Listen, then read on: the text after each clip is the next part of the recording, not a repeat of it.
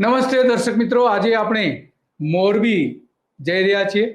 મોરબી એટલા માટે કે ત્યાં કાયદાઓનો સરેઆમ ભંગ થઈ રહ્યો છે, ઘણા બધા કાયદાઓનો.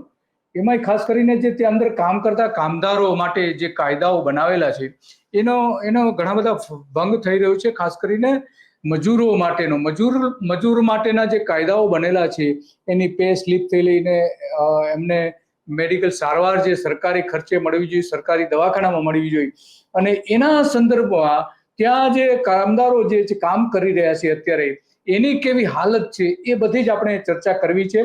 અને ચર્ચા એટલા માટે કરવી છે કે ત્યાં એક સંશોધન થયું છે આપણે અને જગદીશભાઈ પટેલ કે જેમણે ખૂબ મહેનત કરીને મોરબીમાં જે સિરામિક ઉદ્યોગ છે, સિરામિકના કારખાનાઓ છે, એની સાથે જોડાયેલા બીજી બધી પ્રોડક્ટ છે એના વિશે સંશોધન કર્યું છે. અને એ જે 2000 જેટલા કામદારોનો સર્વે કરીને એમને ઘણા બધા ફાઇન્ડિંગ્સ કરેલા છે કે એના કારણે ઉદ્યોગની કેવી પરિસ્થિતિ છે એ આ સર્વે ઉપરથી આપણે ખ્યાલ આવે છે. તો આપણે સીધા જગદીશભાઈ સાથે જોડાઈશું અને જગદીશભાઈ આ બધી વાત કરવાના છે આપણી સાથે.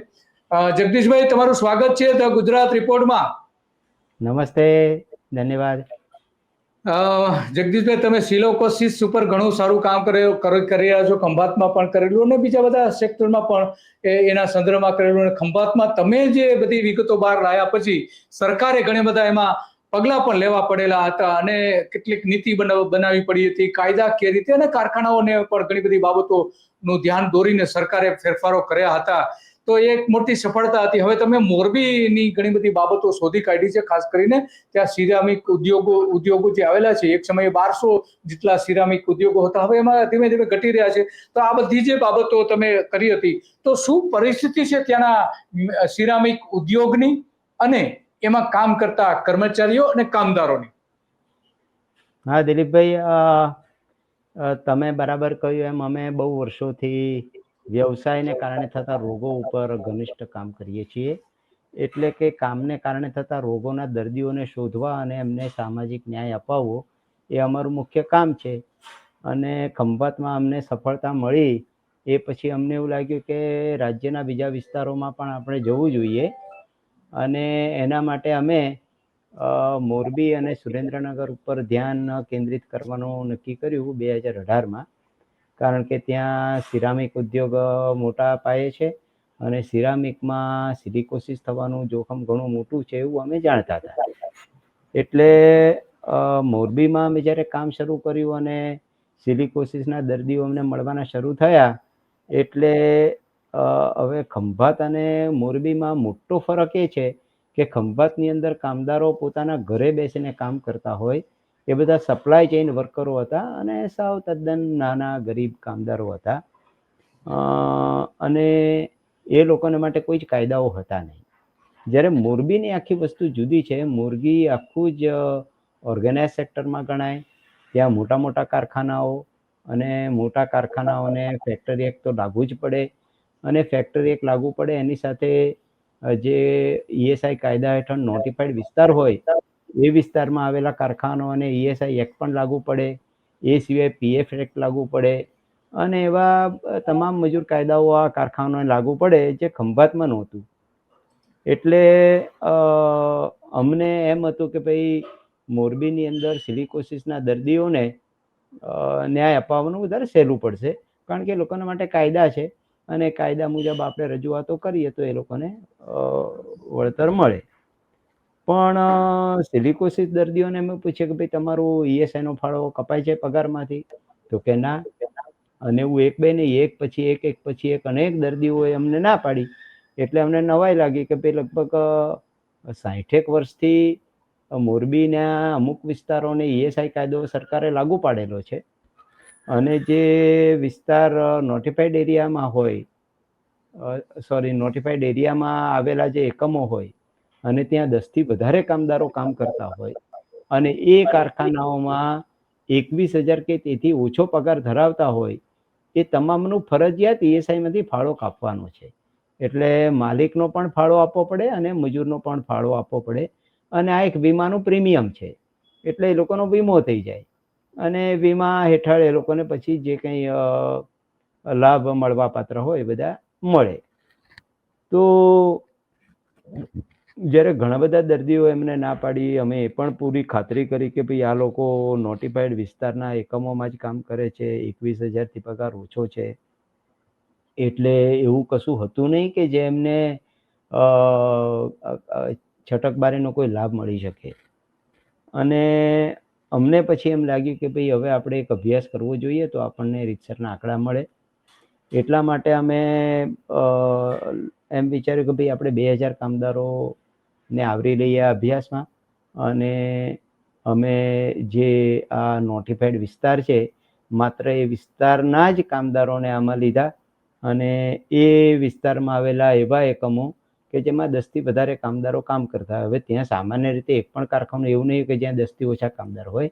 તેમ છતાં અમે અમારી પ્રશ્નાવલીમાં એ સવાલ આવરી લીધેલો કે ભાઈ તમે જ્યાં કામ કરો છો ત્યાં 10થી વધારે કામદારો છે કે કેમ. અને એ રીતે અમે એવા 2000 કામદારોનો અભ્યાસ કર્યો, તો એમાં 93% કામદારોએ અમને એમ કહ્યું કે એમનો ઈએસઆઈનો ફાળો કાપવામાં આવતો નથી. હવે આ ઈએસઆઈનો જે કાયદો છે એ કમ્પલસરી એટલે કે ફરજિયાત છે, અને માલિકોએ એમાં રજીસ્ટ્રેશન કરાવવું પડે, કામદારોની નોંધ પડે. પહેલાં તો કારખાનાની પોતાની કરાવવી પડે, પછી કામદારોની કરાવવી પડે. અને હવે માલિકે પોતે રજીસ્ટ્રેશન કરાવ્યું છે કે નહીં એ તો કામદારને ખબર જ ના હોય, એટલે એવો સવાલ પૂછવાનો બહુ અર્થ હોય નહીં. પણ એનો પોતાનો ફાળો કપાય છે કે કેમ એ એને ખબર હોય. તો 93%એ એમ કહ્યું કે ભાઈ એમનો ફાળો કાપવામાં આવતો નથી. એવી જ રીતે જે પીએફનો કાયદો છે એ 20 કામદારો હોય એને લાગુ પડે છે, એવા એકમોને. મોરબીના તમામ એકમોને પીએફનો કાયદો પણ લાગુ પડે. અને 92%એ એમ કહ્યું કે ભાઈ અમારું પીએફ પણ કાપવામાં આવતું નથી. એટલે કે આ બધા નિવૃત્ત થાય તો એમને પછી પીએફમાંથી કોઈ પેન્શન પણ મળે નહીં. અને અમે જ્યારે પગાર પાવતીનું પૂછ્યું તો ઘણા બધાને ખબર જ નહોતી કે પગાર પાવતી એટલે શું. એ લોકો કારખાનામાં જાય કામ કરવા, અને ત્યાં એ લોકોને હાજરીનું એક કાર્ડ આપે, અને એમાં પેલો સુપરવાઇઝર સહી કરી આપે એટલે કે ભાઈ તારી હાજરી આજે થઈ. તો લોકો એને પગાર પાવતી સમજતા હતા, કારણ કે એને આધારે એમનો પગાર થતો હોય. તો એ અમને બતાવે કે આ જુઓ, એટલે પછી આપણે કેવું પડે કે ભાઈ આ તો હાજરી કાર્ડ છે, પગાર પાવતી નથી. અને પગાર પાવતીની અંદર તમારે પગાર લખવો પડે, કેટલા દિવસની રજા હતી, કેટલા દિવસની રજા કનો પગાર કપાયો છે, બીજી કોઈ નુકસાની એણે કરી હોય ને દંડ કર્યો હોય કંપનીએ તો એ દંડની રકમ લખવી પડે અંદર. અને એનો પીએફ અને ઈએસઆઈનો ફાળો કાપેલો હોય તો એ લખવું પડે. કોઈ લોન કંપની પાસે લીધી હોય ને એનો હપ્તો કાપ્યો હોય તો એ લખવું પડે. આ રીતે બધી જ નાણાકીય માહિતી પગાર પાવતીમાં આપવી પડે. અને પગાર પાવતી પણ 90% એવું કહ્યું કે અમને આપતા નથી. અને જે 10% કહે છે કે અમને આપે છે, એ પણ અમને શંકા છે કે ભાઈ એમને ખબર નથી એક્ઝેક્ટલી કે આ શું છે. તો અમે આ જે અભ્યાસને આધારે અહેવાલ તૈયાર કર્યો એને અમે શીર્ષક આપ્યું છે કેદમાં કાયદા. કારણ કે આ કાયદાઓને પાલન થતું નથી, એને કેદમાં રાખવામાં આવ્યા છે. અને આ જે અભ્યાસ છે એમાં 1776 પુરુષો અને 224 મહિલા કામદાર હતા. હવે જે ઈએસઆઈનો કાયદો છે એ મેન્યુફેક્ચરિંગને લાગુ પડે અને સર્વિસ સેક્ટરને પણ લાગુ પડે. એટલે અમે કેટલાક સર્વિસ સેક્ટરના કામદારો, હોસ્પિટલ વગેરેના હોય, એમને પણ આમાં આવરી લીધા હતા. અને મુખ્ય અમારો વિષય હતો સિરામિક સિવાયનું ઉત્પાદન કરનારા એકમોના કામદારોને પણ અમે આવરી લીધા હતા. એટલે એવું નથી કે માત્ર સિરામિક સિવાયના ઉત્પાદનમાં પણ આ પ્રોબ્લેમ છે. એટલે 1729 કામદારો સિરામિકના હતા, 156 કામદાર અન્ય ચીજોનું ઉત્પાદન કરનારા હતા, અને સેવા ક્ષેત્રના 115 કામદાર હતા. અને અમે બીજું એ પણ જોયું કે આ કાયદાઓનું પાલન થતું નથી, પણ એ ઉપરાંત પુરુષ કામદાર અને મહિલા કામદારો વચ્ચે પણ ઘણો ભેદભાવ આ લોકો કરે છે. અને સ્થાનિક અને સ્થળાંતરિત કામદારો એમને વચ્ચે પણ ભેદભાવ કરવામાં આવે છે. હવે જે અમારા 2000માંથી 1191 તો સ્થળાંતરિત કામદાર હતા, એમાંથી ફક્ત 3.5% એટલે માત્ર 40 કામદારને જ ઈએસઆઈ કાયદા હેઠળ આવરી લેવામાં આવ્યા છે એવું અમને જાણવામાં આવ્યું. બીજું કે જે સરેરાશ વેતન એ 15,943 જોવા મળ્યું, અને એમાં પણ જોઈએ તો મહિલાઓને પુરુષો કરતાં ઓછું વેતન મળે છે. હવે આપણે ત્યાં કાયદો છે સમાન કામ સમાન વેતન, પણ એનું પણ પાલન થતું નથી. અને ઓળખ કાર્ડ, જે લોકોને ESI કાયદા હેઠળ આવરી લીધા છે, જે એમ કે છે કે અમારા ફાળો કપાય છે, એમને અમે આગળ પૂછ્યું કે તમને ESI કાયદા હેઠળ ઓળખ કાર્ડ આપવામાં આવેલું છે? તો એ તો બધાએ જ ના પાડી કે કોઈને ઓળખ કાર્ડ મળ્યું નથી. હવે ઓળખ કાર્ડ ના હોય તો એ લોકો ESI ના એટલે કે વીમાના દવાખાનામાંથી દવા પણ લેવા જઈ શકે નહીં. અને વેતન પાવતી કે ઓળખ કાર્ડ ના હોય તો એ લોકોને અકસ્માત થયો હોય કે વ્યવસાયિક રોગ થયો હોય તો એના માટે એ લોકો કોઈ જાતના વળતરના દાવા કરી શકતા નથી. મોરબીમાં 1967થી એટલે કે 58 વર્ષથી આ કાયદો લાગુ પડ્યો છે, અને એ પછી પણ આજે 58 વર્ષ પછી 93% કામદારો એમ કહેતા હોય કે ભાઈ આ કાયદાનો અમને લાભ નથી મળતો. તો એ બહુ જ ચિંતાજનક બાબત છે, અને ભારતની સંસદનું હું તો માનું છું કે અપમાન છે આ. કારણ કે ભારતની સંસદે આ કાયદા બનાવેલા છે, પસાર કરેલા છે, અને તેમ છતાં ન તો આ કાયદાનું પાલન કરાવી શકે છે, ન ગુજરાત સરકારનું મજૂર ખાતું કરાવી શકે છે, અને કામદારોના પોતાના સંગઠનો પણ એવા મજબૂત નથી કે એ લોકો પણ આ કાયદાઓનું પાલન કરાવી શકે. એટલે કામદાર સંગઠનો, સરકાર, ઉદ્યોગોના એસોસિએશનો આ બધા તદ્દન નિષ્ફળ ગયા છે એમ મને લાગે છે. બરાબર, નિષ્ફળ ગયા છે એવું તમને લાગે છે.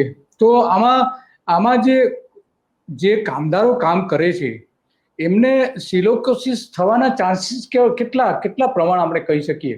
કારણ કે ત્યાં બહુ મોટી સંખ્યા છે સિરામિક ઉદ્યોગમાં કામ કરવાના કામદારો. દરેક કામદારને થાય એવું ના હોય, પણ કેટલાક વિભાગો હોય, જેમ કે ભરાઈનો વિભાગ હોય, ગ્લેઝિંગનો હોય, એવા કેટલાક જે વિભાગો હોય છે એ વિભાગના કામદારોને આ થવાની શક્યતા હોય છે, અને અમે એનું પણ અમારા અભ્યાસમાં એ થોડું કાઢેલું છે.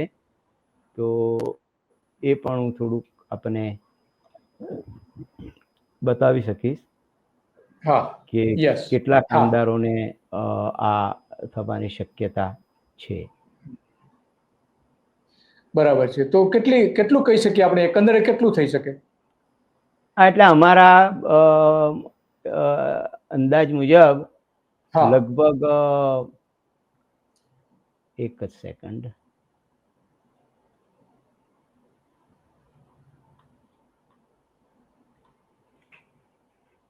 એક પરફેક્ટ ઘરનું સપનું એને સાકાર કરશે કોણ? Shrinathji group of companies. 10 વર્ષ પહેલા Dakshesh Shah started his journey એક સિમ્પલ ડ્રીમથી. બધાનું ડ્રીમ હોમ બનાવવાનું સપનું, એ પણ અફોર્ડેબલ પ્રાઇસમાં. 2015થી હજારો ફેમિલીઝનું સપનું પૂરું કર્યું છે, તો તમે કેમ પાછળ રહી જાઓ?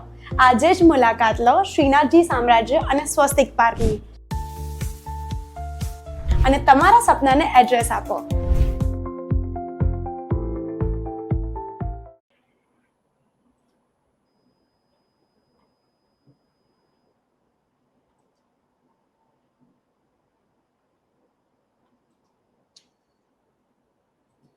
તો આ મૂળ કામદારોની જે સમસ્યા છે ખરેખર અત્યંત ગંભીર છે. જે શોધી કાઢવામાં આવ્યું છે એમાં એટલી બધી બાબતો સામે આવી છે કે એ અભ્યાસ જ ખરેખર એક ચોંકાવનારો અભ્યાસ છે. જે રીતે જગદીશભાઈ અને એને 2000 જે બાબતો શોધી કાઢીને એમણે જે વાત કરી છે, તો આ અત્યંત લઘુત્તમ વેતનથી લઈને પગાર વધારે નોકરીથી લઈને એના જે સિરામિક કામદારોમાં જે જોખમો જે છે એ સિરામિક કામદારોને અનેક જોખમોનો સામનો કરવો પડે છે. ટ્યુબરક્લોસિસ એટલે કે જે ટીબી છે એ ટીબી પણ એટલું છે. શીશાની ઝેરની અસરો પણ ભોગ બને છે સિરામિક કામદારો. અને આ બધા જે છે સિરામિક ઉત્પાદનોમાં 50% સુધીનો ભાગ સિલિકાનો હોય છે. એટલે કે એ પણ એટલો જ મોટા પ્રમાણમાં જોખમ ઊભું થાય છે. આપણે જાણીએ છીએ કે યુનાઇટેડ સ્ટેટ, જાપાન, કોરિયા, આર્ટિસેનિયા અને મેક્સિકો એ હાથ ધરેલા અભ્યાસો દર્શાવે છે કે સિરામિક કામદારોના લોહીમાં શીશાનું સ્તર નોંધપાત્ર રીતે હોય છે. તો જે રીતે ઇન્ટરનેશનલ અભ્યાસો બતાવે છે એ જ રીતે મોરબીમાં પણ હોઈ શકે છે. તો આ તમે જે બતાવેલો છે એમાં ખાસ કરીને પેન્ટિંગ અને ગ્લેઝિંગ અને ભઠ્ઠાના કામદારોમાં આ પ્રમાણમાં જોવા મળે છે. સ્પ્રેમાં જે થતું હોય છે. અમને દિલીપભાઈ તમને નવાઈ લાગશે, એક કામ હા. હવે સામાન્ય રીતે શું થાય છે કે આ કામદારો ને રહેવાની પણ વ્યવસ્થા માલિકો અંદર જ કરતા હોય છે, અંદર ઓરડીઓ બાંધેલી હોય અને એ લોકો અંદર જ રહેતા હોય. તો એક કામદાર ત્યાં કામ કરે અને એમના પત્ની સાથે ત્યાંની ઓરડીમાં રહે. એમના પત્નીને અહીંયા કંઈક ખભા પાસે ગાંઠ નીકળી અને ડૉક્ટર પાસે ગયા અને બધી તપાસ કરાવી. તો ગાંઠ તો એમને કંઈક ટીબીની હોય એવું ડૉક્ટરે કહ્યું, પણ ડૉક્ટરે એમને વધારામાં એવું કહ્યું કે બેન તમને તો સિલિકોસિસ થયો છે. એટલે એ પછી એમણે અમારો સંપર્ક કર્યો અને અમે જોયું તો એમનું નિદાન સિલિકોસિસનું હતું. એટલે અમે પૂછ્યું કે બેન તમને કેવી રીતે થયું, તમે તો કામ કરતા નથી. તો કે અમારી ઓરડીની પાસે બહાર જ એમનું જે રો મટીરિયલની ટ્રકો આવતી હોય ડસ્ટની, એ બધું ખાલી કરે એટલે એટલી બધી ડસ્ટ આખો દિવસ ઉડ્યા કરે અને એને એ બધી ડસ્ટ ઉડીને ઓરડીમાં આવે અને એને કારણે આ બેનને એક્સપોઝર થયું. એટલે કે જેને નોન વર્કર કહેવાય, જે પોતે કામદાર જ નથી, એમને આ સિલિકોસિસ રોગ થયો અને એને કારણે પછી એમના પતિ અહીંયા વડોદરા પાસે એક ગામડાના હતા, એટલે એ લોકો નોકરી છોડી અને પોતે અહીંયા આવી ગયા પાછા કે ભાઈ અમારે આવું કંઈ મોત થાય એવું કશું કામ કરવું નથી. એવો જ અમને એક બીજો કામદાર મળ્યો હતો કે જે ગોડાઉનમાં કામ કરતો હતો અને ગોડાઉનમાં તો કશું હોય જ નહીં, ફક્ત સ્ટોરેજ હોય. તો એનું પણ સિલિકોસિસનું નિદાન હતું. તો અમને નવાઈ લાગી કે કેવી રીતે થયું, એટલે અમે એને પૂછપરછ કરી. તો એણે કહ્યું કે અમારે ત્યાં એમ કે 50 કિલોની બેગનો કોઈક પાવડર આવતો હતો. પછી એમ કે અમારે એ 50 કિલોની બેગ ખોલી અને એમાંથી 25 કિલોની બેગ બનાવવાની હોય અને પછી માલિક અમારા એ બેગ વેચે 25 કિલોની. તો એ જે બેગ ખોલી અને બીજી બેગ ભરે અને સીવે અને વજન કરે ને એ બધું કરે, એમાં એને સતત એક્સપોઝર થતું હતું અને એને કારણે ગોડાઉનના કામદારને પણ સિલિકોસિસ જોવા મળ્યો. અને અમારો જે આ અભ્યાસ કર્યો કેદમા કાયદા, એમાં લગભગ 66% કામદાર એવા હતા કે જેને માથે સિલિકોસિસનું જોખમ હતું. 1160 જેટલા.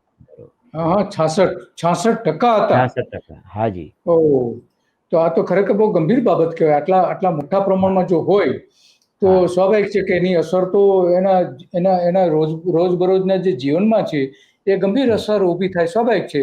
તો આ આખી જે વાત છે બહુ ગંભીર એટલા માટે છે કે રાજ્ય સરકારે જે જાહેરાત કર્યું હતું કે મોરબીના સિરામિક ઉદ્યોગ માટેના અલગ અલગ બધા લાભોની જાહેરાત કરે છે, પણ કામદારોને આજ સુધી ક્યારેય આપણે જાણીએ છીએ કે રાજ્ય સરકાર અને કેન્દ્ર સરકાર જાહેરાત કરતી નથી. આ સિરામિક ટાઇલ્સ પરની જે ડ્યુટી દૂર કરે છે, પણ કામદારો માટે શું, જે તમારો અભ્યાસ સ્પષ્ટપણે કહે છે કે કામદારો માટે જે ખરેખર ફેક્ટરીઓએ કામ કરવું જોઈએ, સરકારે કામ કરવું જોઈએ. ભલે તમે 400 કરોડ રૂપિયા એના રાહતો આપો, આ તે બધું જ બરાબર છે, ઉદ્યોગોને તમે આગળ લઈ જાઓ એની સામે પણ વાંધો નથી, પરંતુ એમાં જે કામ કરનારાઓની ચિંતા કેટલી કરવામાં આવે છે એ તમારા અભ્યાસમાં શું દેખાય છે? હા, એટલે કોઈ જ ચિંતા કરતું નથી, કોઈ જ કશી ચિંતા નથી કરતું. એટલે કે એક બાજુ જુઓ, સરકારો અને ઉદ્યોગો આ લોકોને સંગઠિત થવા દેતા નથી. એટલે કામદાર સંગઠનો થાય નહીં તો એમનું રિપ્રેઝન્ટેશન, એમના ગ્રીવન્સીસ એ સાંભળવા માટેની કોઈ વ્યવસ્થા જ નથી. બીજું કે મોરબી જુદો જિલ્લો બન્યો એને 10 વર્ષ થઈ ગયા, પણ આજ દિન સુધી મોરબીમાં હજી લેબર કોર્ટ શરૂ થઈ નથી. તો જે ડિસ્પ્યુટ્સ હોય બધા લેબર અંગેના, તો બધા જિલ્લામાં લેબર કોર્ટ હોય છે પણ ત્યાં નથી. તો એના માટે બી અમે રજૂઆતો કરી છે. પછી અત્યારે સરકારે ટીબી માટે એક બહુ મોટો પ્રોગ્રામ જાહેર કરેલો છે અને 2030 સુધીમાં ભારત સરકાર ટીબીને નાબૂદ કરવા માંગે છે. હવે મજા એવી છે કે સિલિકાનો જેને સંપર્ક હોય એવા તમામને માથે ટીબી થવાનું જોખમ વધુ છે. એટલે કે જો તમારે ટીબી નાબૂદ કરવો હોય તો સિલિકાનો સંપર્ક નાબૂદ કરવો જ પડે, નહીં તો તમે ટીબીને નાબૂદ કરી શકો નહીં. તો અમે આ અભ્યાસમાં એ પણ પૂછ્યું કામદારોને કે ભાઈ આમાંથી કોઈ એવા છે ખરા કે જેમણે ટીબીની સારવાર લીધી હોય, તો અમને એવા 63 ઉત્તરદાતા મળ્યા કે જેમણે ટીબીની સારવાર લીધી હતી, અને 63માંથી 62 એવા હતા કે જે સિરામિક કારખાનાના કામદાર હતા. એટલે કે સિલિકાને કારણે જ એ લોકોને ટીબી થયો હોય એવું અનુમાન આપણે કરી શકાય. અને જેમને સિલિકાનો સંપર્ક હોય એને ટીબી થવાની સંભાવના લગભગ 4 ગણી વધારે હોય છે સામાન્ય માણસો કરતાં. એટલે અમારી ચિંતા એ પણ છે કે ભાઈ જે આ ટીબી નાબૂદીની તમારું આખી જે યોજના છે અને તમારો પ્રોગ્રામ છે, તમારું લક્ષ્યાંક છે, એ લક્ષ્યાંકનું શું થશે 2030 સુધીમાં. એટલે એ પણ એક બહુ ગંભીર બાબત છે. અમે કેન્દ્ર સરકારને વારંવાર લખ્યું છે કે ભાઈ હવે ડીજી ફસલી જેને કહેવાય કે જે કેન્દ્ર સરકારનું જે મજૂર ખાતું છે, એ મજૂર ખાતાની એક સંસ્થા મુંબઈમાં છે જેને ડીજી ફસલી કહે છે, director general factory advice service and labour institute. ખૂબ મોટી સંસ્થા છે આ મુંબઈમાં, કુર્લામાં. અને ત્યાં એ લોકોના સંશોધન મુજબ, એ લોકોના એક રિસર્ચ પેપર અનુસાર લગભગ 90 થી વધારે એવા વ્યવસાય છે કે જેની અંદર સિલિકોસિસ થવાનું જોખમ છે, એટલે કે કામદારોને સિલિકાનો સંપર્ક થાય. હવે આપણે થર્મલ પાવર પ્લાન્ટ કહીએ કે જે આપણી વીજળી બને છે એ કોલસામાંથી બને છે, અને કોલસો બળી જાય એ પછી જે રાખ વધે એને ફ્લાય એશ કહેવામાં આવે છે. તો આ ફ્લાય એશ શું છે? તો ફ્લાય એશ એવી છે કે જે બળી શકી નથી તે. તો એની અંદર 70% જેટલું સિલિકા હોય છે.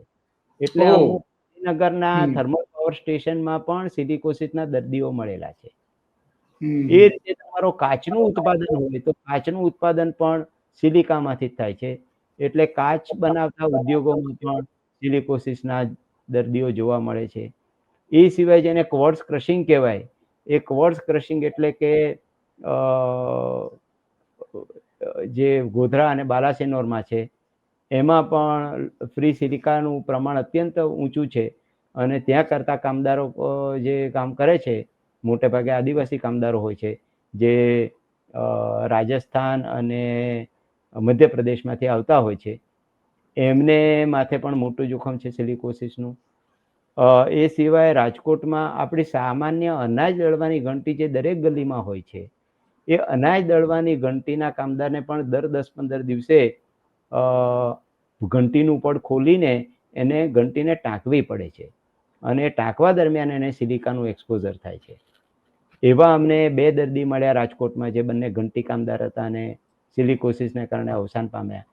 એ ઉપરાંત રાજકોટમાં ઇમિટેશન જ્વેલરીનું ખૂબ મોટું ઉદ્યોગ છે, અને ઇમિટેશન જ્વેલરીમાં પણ અમને ઘણા બધા કામદારો સિલિકોસિસના મળ્યા. એ ઉપરાંત કાચ પર ડિઝાઇન કરવી, નામ લખવા, એને ગ્લાસ ઇચિંગ કહે છે, અને ગ્લાસ ઇચિંગનું કામ કરનારાઓમાં પણ અમને સિલિકોસિસ જોવા મળ્યો. સિમેન્ટ ઇન્ડસ્ટ્રીમાં સિલિકોસિસ થાય છે. વાંકાનેરમાં ભઠ્ઠીની ઈંટો બનાવવાનું રિફ્રેક્ટરી ટાઇલ્સ જેને કહેવાય, એમાં પણ દર્દીઓ મળ્યા છે. એટલે ગુજરાતમાં અનેક વ્યવસાયોમાં આ મળ્યા છે. અને સિરામિક તો ગુજરાતનો એટલો મોટો ઉદ્યોગ છે કે દેશની લગભગ 70%થી વધુ જરૂરિયાત ગુજરાત એકલું પૂરી પાડે છે. અને ગુજરાતમાં મોરબી સિવાય તમે જુઓ તો હિંમતનગર પણ સિરામિકનું બહુ જ મોટું કેન્દ્ર છે. અને એ સિવાય લગભગ દરેક જિલ્લામાં તમે જોશો તો સિરામિકના કેટલાક એકમો હોય છે. અને સિરામિક એટલે માત્ર તમારા ટોયલેટના કે વોશ બેસિન બનાવે એવું નથી, પણ જેને ઇલેક્ટ્રિકલ ઇન્સ્યુલેશન કહે છે. તો વીજળીના થાંભલા ઉપર જે તમને જે બ્રાઉન કલરના દેખાતા હોય છે એ સિરામિકના હોય છે. એ બનાવવાના કારખાના મોટા મોટા અહીંયા હાલોલમાં ને ઘણી બધી જગ્યાએ છે. એ સિવાય વઢવાણમાં તો નાના નાના એકમો છે જે ઇલેક્ટ્રિકલ ઇન્સ્યુલેટર બનાવે છે. એ સિવાય જે કેમિકલ ફેક્ટરી હોય એમાં પેક્ડ કોલમ હોય, અને પેક્ડ કોલમની અંદર સરફેસ એરિયા વધારવા માટે સિરામિકના બધા સાધનો વાપરવામાં આવે, એનું પણ ઉત્પાદન ગુજરાતમાં થાય છે. એટલે અતિશય આ સિલિકોસિસની જે આખી અમે વાત કરીએ છીએ એ માત્ર કોઈ 1-2 જગ્યા પૂરતું મર્યાદિત કે સીમિત નથી. વાત સાચી છે કે ગુજરાતમાં માત્ર એક જ. હા જી. અને બીજું બહુ જ અગત્યનું કહેવાય કે આ રોગની કોઈ દવા જ નથી, એટલે કે જીવલેણ રોગ છે. એ રોગ થયો પછી ઘટાડી શકાતો જ નથી આખી દુનિયામાં. અને એટલા Yeah. માટે તેનું કહેવાય. અને આપણે માત્ર કામદાર પ્રત્યેની સહાનુભૂતિની વાત છોડી દઈએ તો આ અર્થતંત્ર ઉપર ખૂબ જ મોટી અસરો કરે છે અને જેની કોઈ ગણતરી આપણે કરતા નથી. નથી. એટલે હા. વાહ. હા, એટલે તો તમારા આમાં જગદીશભાઈ, મોરબી અને એની આસપાસના વિસ્તારોમાં પણ આ જોવા મળે. માનો કે થાન જે છે અને બિલકુલ ધ્રાંગધ્રા છે, એ બધા વિસ્તારો છે, ત્યાં પણ આની અસર જોવા મળે છે સિરામિકની. બિલકુલ. હવે ધ્રાંગધ્રા તમે જુઓ ને તો લગભગ ખંભાત જેવું છે. બિલકુલ અનઓર્ગેનાઇઝ સેક્ટર છે. ત્યાં મૂર્તિઓ બનાવવાનો ઉદ્યોગ છે અને ત્યાં જ્યાં તમારી નજર પડે ત્યાં બધે જ કામદારો હથોડા અને છીણી લઈ અને ભગવાનની મૂર્તિઓ ઘડતા હોય અને જે ભગવાનની મૂર્તિ ઘડતા હોય છે એ ભગવાન એમને બચાવતા નથી. અને એ સિવાય થાનની અંદર પણ લગભગ 200 થી 250 જેટલા કારખાના છે અને અમે 2021માં થાનમાં પણ આવો જ અભ્યાસ કર્યો હતો અને ત્યાં પણ અમને લગભગ આવા જ રિઝલ્ટ મળ્યા હતા કે 90-95% કામદારોનું ઈએસઆઈ કાપતા ના હોય. એટલે બધે સ્થિતિ એવી છે કે જ્યાં મજૂર કાયદાઓનું પાલન નહીં કરવામાં બધાને રસ પડે છે. ઉદ્યોગોને રસ છે, સરકારોને કંઈ પડી નથી અને કામદાર લડી શકતો નથી. એટલે મજૂર કાયદાઓ નામના રહ્યા છે. અને પહેલા આપણે બહુ ચર્ચા કરતા હતા કે ભારતમાં આટલા કામદારો સંગઠિત ક્ષેત્રના છે, આટલા કામદારો અસંગઠિત ક્ષેત્રના છે. પણ હવે એવો ભેદભાવ જ રહ્યો નથી. સંગઠિત ક્ષેત્રમાં અસંગઠિત કામદારોનું એટલું બધું મોટું ઘોડાપૂર છે કે હવે એવા બે વિભાગ પાડવાનું પણ મને યોગ્ય નથી લાગતું. કોઈ મતલબ નથી. જગદીશભાઈ, તમે આરટીઆઈ જે કરી હતી, આરટીઆઈમાં કેટલાક મુદ્દાઓ, તમે 6 જેટલા મુદ્દાઓ મૂકેલા હતા, એમાં શું જવાબ આપેલો છે? વાસ્તવમાં શું એ લોકો કહી રહ્યા છે કે કેટલા એકમો બંધ થઈ ગયા, કેટલા ચાલુ છે, કેટલા નોંધાયેલા છે? આરટીઆઈમાં શરૂઆતમાં તો એ લોકો બહુ ટાળાટાળી કરતા હોય છે અને પછી જ્યારે જવાબ આપે છે પણ એ પણ અધૂરો આપતા હોય છે. પીએફ ઓફિસમાં તો સાહેબ અમારા કામદારો મળવા ગયા અમદાવાદમાં, ઈમેલ કર્યા કે ભાઈ અમને એપોઇન્ટમેન્ટ આપો, તો એમણે કહ્યું કે નહીં, તમે રાજકોટ મળો.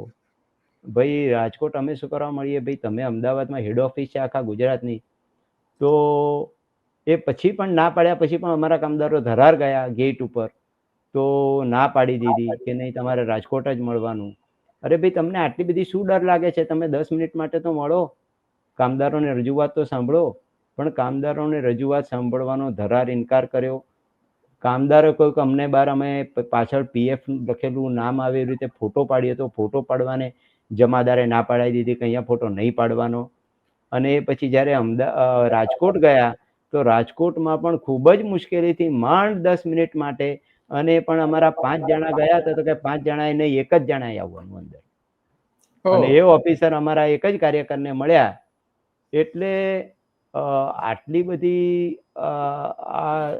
શેની રઈ ભરાઈ ગઈ છે મને સમજાતું જ નથી કે આ સરકારી અધિકારીઓ કામદારોને રજૂઆતો કેમ સાંભળવા માંગતા. એક પરફેક્ટ ઘરનું સપનું એને સાકાર કરશે કોણ? Shrinathji group of companies. 10 વર્ષ પહેલા Dakshesh Shah started his journey એક સિમ્પલ ડ્રીમથી. બધાનું ડ્રીમ હોમ બનાવવાનું સપનું, એ પણ અફોર્ડેબલ પ્રાઇસમાં. 2015થી હજારો ફેમિલીઝનું સપનું પૂરું કર્યું છે, તો તમે કેમ પાછળ રહી જાઓ? આજે જ મુલાકાત લો શ્રીનાથજી સામ્રાજ્ય અને સ્વસ્તિક પાર્કની અને તમારા સપનાને એડ્રેસ આપો.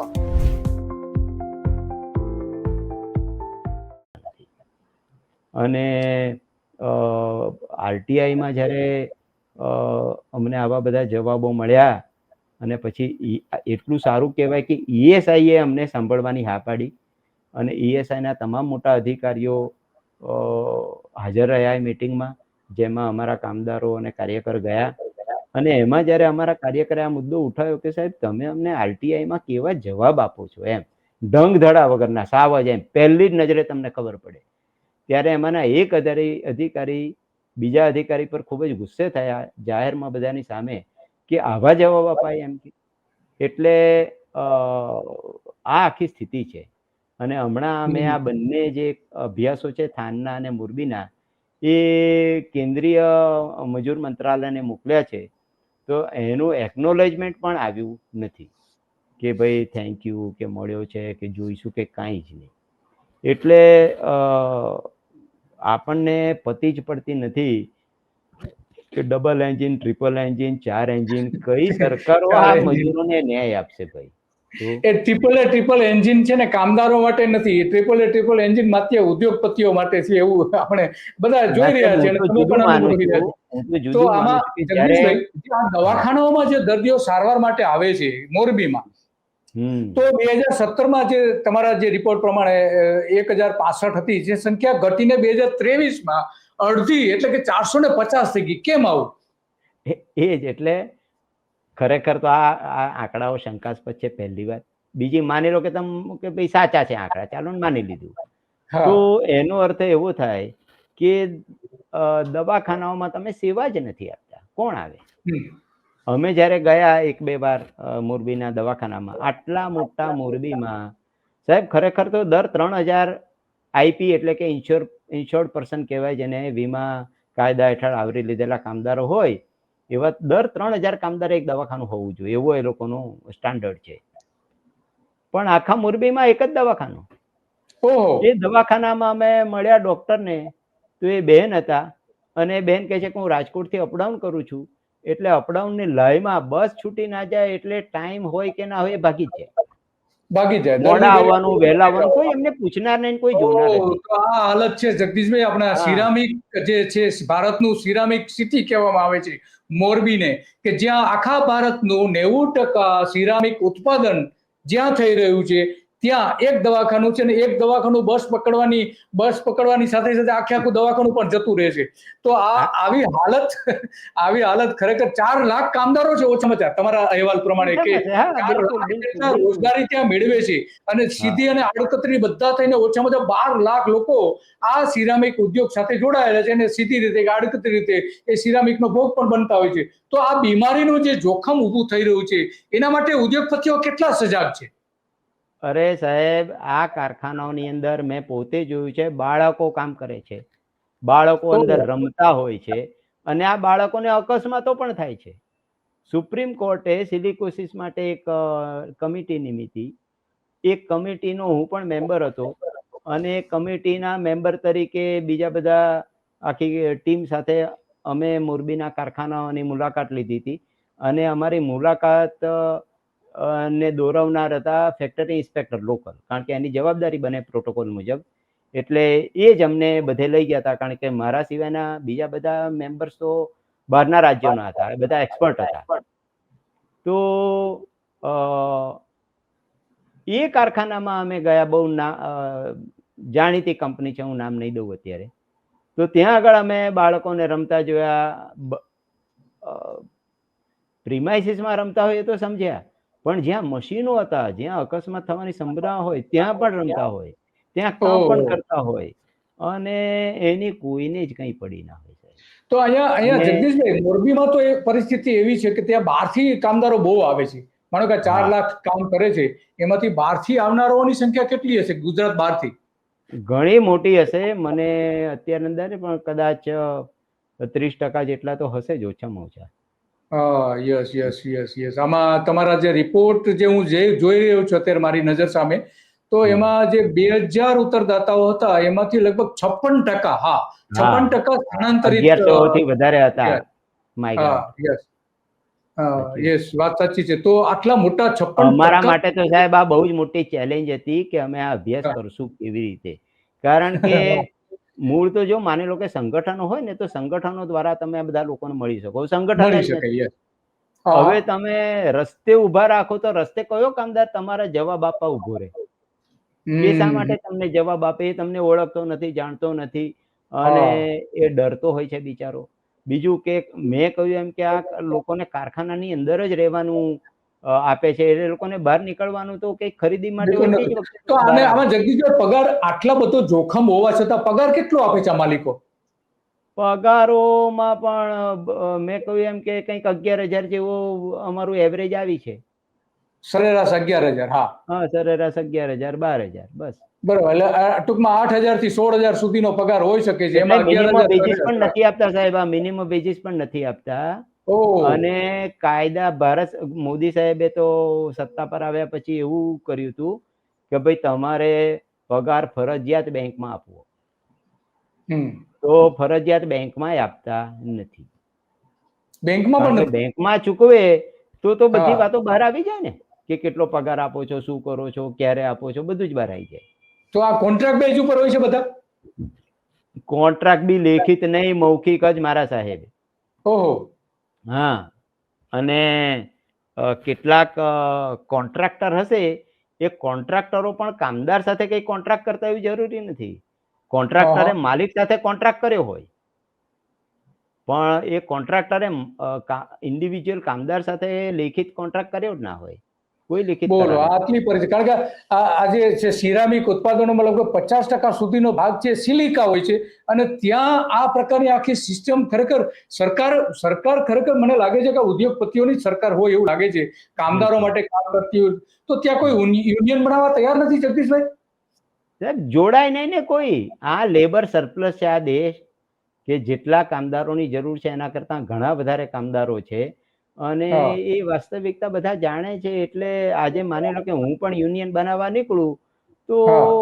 મારું તો ઘરે ના ચાલે, મારે તો બહારથી કંઈક પૈસા લાવવા પડે મારું ઘર ચલાવવા, સાહેબ. શું? કારણ કે હા. યુનિયનમાં મેમ્બરશિપ થાય તો મારું ઘર ચાલે ને. ઘર ચાલે ને.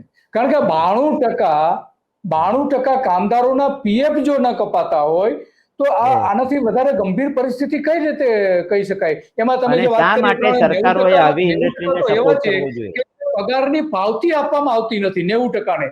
તો આટલી ગંભીર પરિસ્થિતિ હોવા છતાં પણ ત્યાં કેમ આટલા જે છે સરકાર કંઈક પગલા ભરતી નથી, એ સવાલ મોટો આવીને ઉભો રહે છે.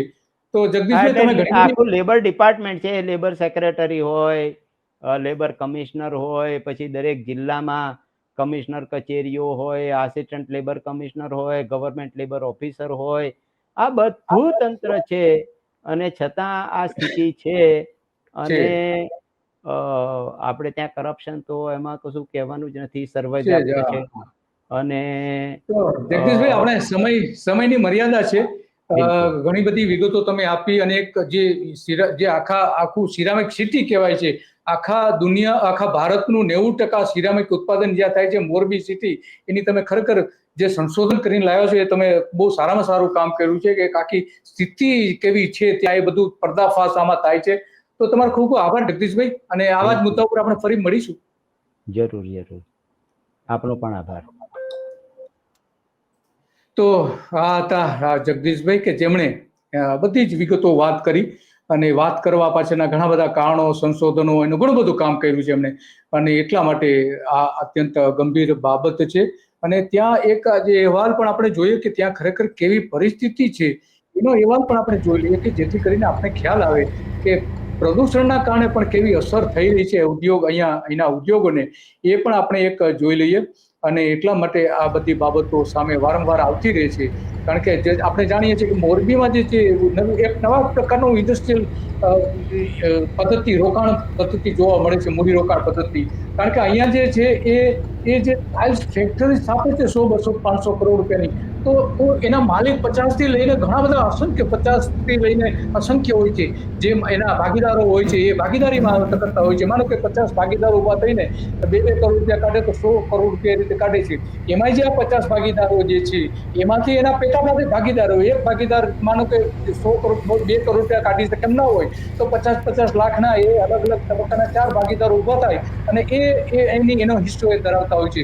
તો આ એક નવા પ્રકારની ત્યાં ઇન્વેસ્ટમેન્ટ જોવા મળે છે. લગભગ 1200 જેટલી ફેક્ટરીઓ હતી, અને 45,000 કરોડનો ધંધો અહીંયા થઈ રહ્યો છે. 45,000 કરોડ રૂપિયાનો ધંધો થઈ રહ્યો છે. તો આ બિઝનેસ આટલા મોટા પ્રમાણમાં હોય, અને સરકારને 9,000 કરોડ રૂપિયાનો વેરો ચૂકવે છે.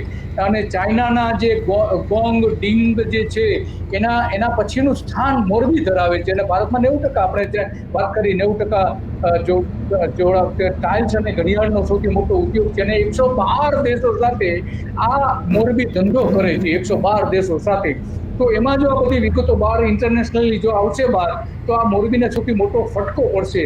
અને ભલે એ સ્લીમ નવી ટેકનોલોજી ત્યાં લાવી રહ્યા છે, 200 કરોડનું એક યુનિટ બની શકે છે, ચાઇનાને ઉદ્યોગને હંફાવે છે આ ઉદ્યોગ, અને આધુનિક ટેકનોલોજી વાપરે છે. નડિયાદથી જે શરૂ થયું હતું આ હતા એ પછી જે કારખાના નડિયાદનો વપરાશ ઘટી ગયો, પછી આજ કારખાનાઓ મોટા ભાગના આપણે જોઈએ છીએ કે એ ટાઇલ્સ બનાવતા થયા, મોઝેક ટાઇલ્સ, સિરામિક ટાઇલ્સ, અલગ અલગ, અને હવે આધુનિક જે સ્લીમ ટાઇલ્સ પણ ત્યાં છે, આપણે મોટા પ્રમાણમાં જોઈએ છીએ. 1990 થી લઈને ઉદ્યોગે પોતાનો કરવટ પણ બદલી છે અલગ પ્રકાર, અને 10 લાખ લોકોને રોજગારી અહીંયા મળતી હોવાનું માનવામાં આવે છે, સીધી રોજગારી, અને 3.5 લાખ જેટલા પ્રત્યક્ષ મળીને આશરે 10 લાખ લોકોને સીધી રોજગારી આ રીતે આપવામાં આવતી હોવાનો દાવો પણ કરવામાં આવે છે. અને એટલા માટે સેનેટરી પ્રોડક્ટના લગભગ 100 જેટલા કારખાનાઓ અહીંયા છે. કોલસા આધારિત પેલા થતું હતું, એના કારણે 500 કરોડ રૂપિયાનો દંડ ગ્રીન ટ્રિબ્યુનલે, નેશનલ ગ્રીન ટ્રિબ્યુનલ ફટકાર્યો. પછી ગેસ આધારિત બધા થવા લાગ્યા. એના કારણે પ્રદૂષણની થોડી ઘટના આપણે જોઈ શકીએ છીએ કે પ્રદૂષણ આ જોઈ રહ્યા છે, પ્રદૂષણ કેટલી માત્રામાં છે એ પણ આપણે જોઈ રહ્યા છીએ. તો અહીં 800 થી 950 જેટલી ટ્રકો કોલસાની આવતી હતી, હવે બંધ થઈ ગઈ છે. ત્યાં નવલખી બંદર ઉપરથી મોટા ભાગની આવતી હતી, અને 30 લાખ ક્યુબિક મીટર ગેસ અત્યારે જે વાપરવામાં આવી રહ્યું છે એવો દાવો પણ કરવામાં આવે છે. અને 200 મિલિયન સ્ક્વેર ફીટ ટાઇલ્સનું ઉત્પાદન અહીંયા કરવામાં આવે છે, કે જે ચીનને પણ અહીંયા હંફાવી રહ્યું છે મોરબી. અને અહીંયા ઘણા બધા ગેરકાયદેસર કારખાનાઓ પણ ઊભા થઈ ગયા છે, ગ્રામ્ય વિસ્તારોથી લઈને ગૌચરની જમીનથી લઈને સરકારી જમીન ઉપર પણ મોટા પ્રમાણમાં આ રીતે થયું છે. 104 થી વધારે ગામોની જમીન આના કારણે ખરાબ થઈ ગઈ છે આ ઉદ્યોગના પ્રદૂષણના કારણે.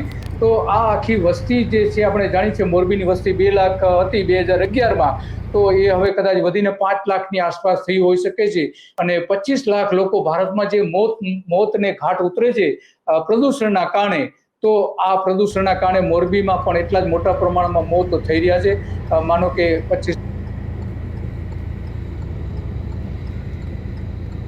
થાય છે, અને અહીંયા 2 લાખ પ્રમાણે મોરબીમાં આપણે ગણીએ 1% પ્રમાણે, તો ત્યાં લગભગ 10 થી 10,000 જેટલા લોકોના મોત આ પ્રદૂષણના કારણે થતું હોવાનું માનવામાં આવે છે. સીધા એના કોઈ પુરાવા નથી મળતા.